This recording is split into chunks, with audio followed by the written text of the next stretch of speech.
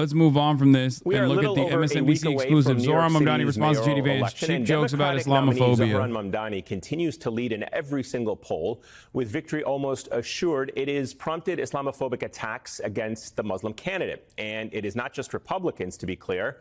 It's also coming from New York City Mayor Eric Adams and former New York Governor Andrew Cuomo. Here's what Mamdani said in response to these attacks. We stand on the precipice of an election, but that is not what today is about. We know that in less than 2 weeks, we will say goodbye to a disgraced former governor and our current indicted mayor.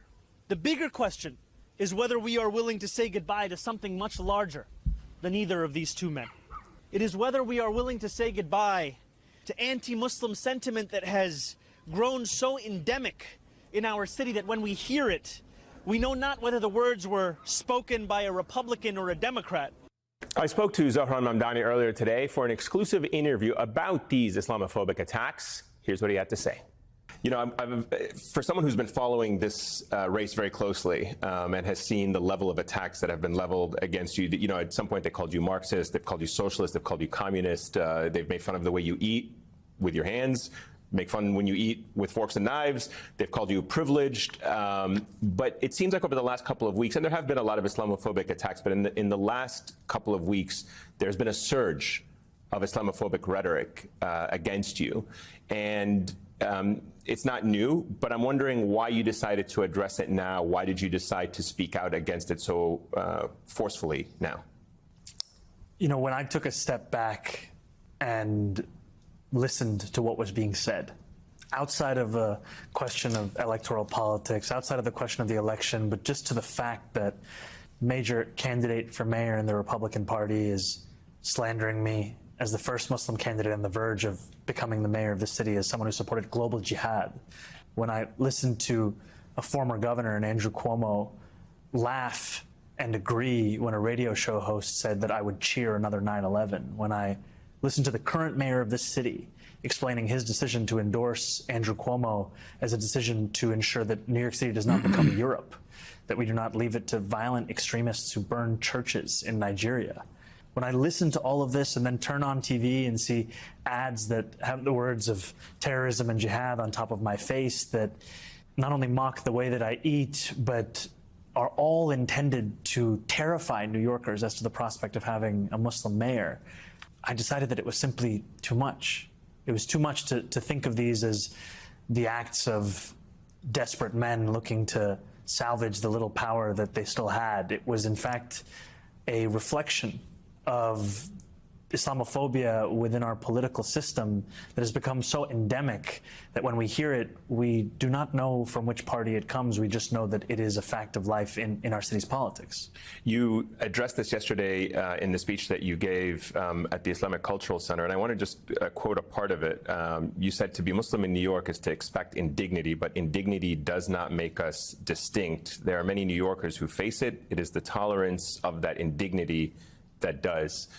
To go back to your first point, how has that indignity been normalized in America by the politicians, by the media, and by the way that you're seeing it now? You just look at what is tolerated. It's not a question of what is said, it's what is tolerated. And the fact that we're speaking about some of the most prominent politicians in this country, and to hear these words, you know, whether it's the words of Republican congresspeople who are openly calling for me to be denaturalized and deported, whether the words of a city council person here in New York City selling T-shirts to profit off of a call for my deportation, and knowing that, in fact, this is but a glimpse into reality for Muslims across the city each and every day. And while they don't have the luxury of being the next mayor of this city, being a Democratic nominee for that position, they continue to face this, and they're not extended that same kind of solidarity. And I think often about Toni Morrison, you know, she said that the function of racism is distraction. And I think that that is true. So much of the unabashed bigotry we've seen in the last few days, whether from Curtis Lewa, Andrew Cuomo, Eric Adams, is a reflection of their own recognition that they do not have a plan to make the most expensive city in America affordable, or that their plan is in fact to make it more expensive. But Toni Morrison also said, I insist on being shocked. I refuse to accept that which would shock the conscience. And I too have oscillated between both of these quotes, the importance of running a campaign that speaks to each. There's the balance. There's the balance that I've been trying to talk about. If you make racism the major point in your campaign, every moment that you spend explaining to Americans that don't want to see this as a racialized point of attack is a moment where you could be explaining to them what you will do for them. That's the biggest issue with these lines of attack. That's why they're so successful, because on the one hand, if you don't address it, then it becomes the norm. At some point, you have to go, all right, enough, dude. You know, I have all this social capital. I'm going to expend some of it to address this thing that doesn't just harm me, but other New Yorkers as well. Right? That's it. That is the reality that every person of some kind of marginalized background has to go through, whether they are public advocates or whether they are running a campaign, whether they are a candidate that wants to get elected to a position of power. It sucks. If he had done so early on, I suspect that it would have killed his campaign, especially with the little name recognition that he had. But now that he's actually developed a strong base, now he has more social capital that he could potentially burn in this process. Because there will be, no matter what happens, there will be people who hear him put his foot down on this issue and go, this is woke. This is woke rad lib shit. This is, he's just too thin-skinned. I don't really like that at all. And they won't see it for what it is. They won't even realize that Andrew Cuomo is redirecting the attention away back to his background and trying to cynically present him as like a scary threat. But the real thing Andrew Cuomo and many others fear is not only his position on Israel, but also his policies that will improve the lives of everyday New Yorkers. Okay? It's a concern that I also have to deal with on a daily basis as an advocate, right? It's just something that I also have to deal with all the time. And even when I do mention it, as I have with the Zohran moment, right? There were plenty of people who spent the last 2 years calling me a, ISIS-style fundamentalist Muslim anti-Semitic terrorist, took that opportunity to get the same shots in the same way that they did with Zohran when he was like, my aunt was afraid to wear her hijab on the subway after 9/11, being like, oh, yeah, that's the real victim of 9/11. Your aunt getting bad looks on the subway.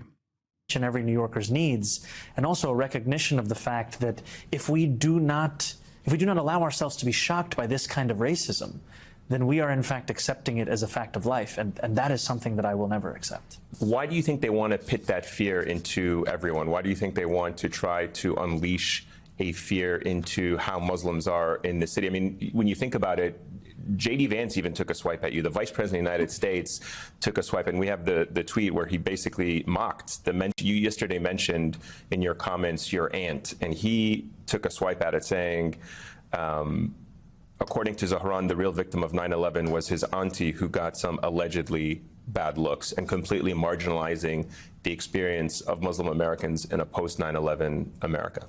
I mean, this is all the Republican. Like, remember what I said when I first listened to what he had to say. It's like Muslim New Yorkers were just as traumatized as Christian New Yorkers were, as Jewish New Yorkers were, as New Yorkers of every different background on 9/11. They were traumatized in the same way that New Yorkers were, right? Because that's what they are. They're New Yorkers, regardless of their religious background. And then on top of that, they were additionally traumatized by being presented as the villain.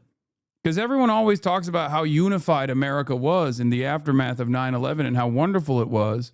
But there was one group of Americans that were immediately presented as the villain. So much so that even George W. Bush, who is responsible for a metric ton of death and chaos in the region with his war on terror, had to come out immediately after 9/11 and be like, no, guys, we're unified. Like, Muslim Americans are American too.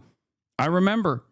Now, obviously, that message at the domestic level was then accompanied by unimaginable expansion of the surveillance state, specifically directed against Muslims who were denied due process on U.S. soil and were black bagged and kidnapped off the streets after being mass surveilled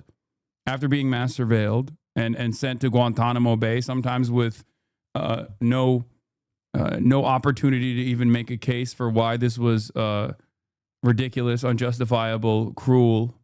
So they were doubly traumatized. First, because they were in the city when an act of terror took place, and then traumatized once again because they were considered the enemy from within and saw the repercussions of state surveillance. Party has to offer. Cheap jokes about Islamophobia so as to not have to recognize what people are living through. Attempts to pit people's humanity against each other. And I think whether it's J.D. Vance or it's Andrew Cuomo, it is the same kind of politics. It's a politics of division.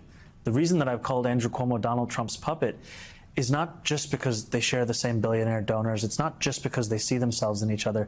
It's also because their vision of leading a city or a country is one where you are only able to build a constituency by pitting it against another one. And that's what we're seeing in this moment. And let's just talk about the moment we have at hand. We have a shutdown of the federal government.